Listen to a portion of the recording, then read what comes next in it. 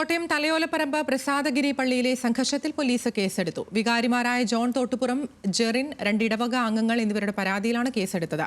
കഴിഞ്ഞ ദിവസമാണ് ഏകീകൃത കുർബാനയെ ചൊല്ലി പള്ളിയിൽ സംഘർഷമുണ്ടായത്. തലയോലപ്പറമ്പ് വരിക്കാംകുന്ന് പ്രസാദഗിരി പള്ളിയിൽ കുർബാനയ്ക്കിടെയുണ്ടായ സംഘർഷത്തിൽ 4 കേസുകളാണ് പോലീസ് രജിസ്റ്റർ ചെയ്തത്. Father John Thottupuram, father Jerin എന്നിവരുടെയും 2 ഇടവക അംഗങ്ങളുടെയും പരാതിയിലാണ് കേസെടുത്തത്. ദേഹോപദ്രവമടക്കമുള്ള വകുപ്പുകൾ ചുമത്തിയാണ് കേസ്.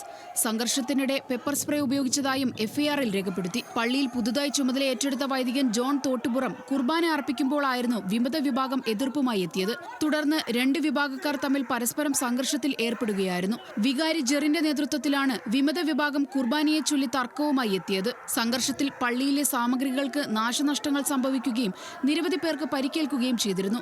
പോലീസ് എത്തിയായിരുന്നു സംഘർഷം അവസാനിപ്പിച്ചത്. ന്യൂസ് മലയാളം, കോട്ടയം.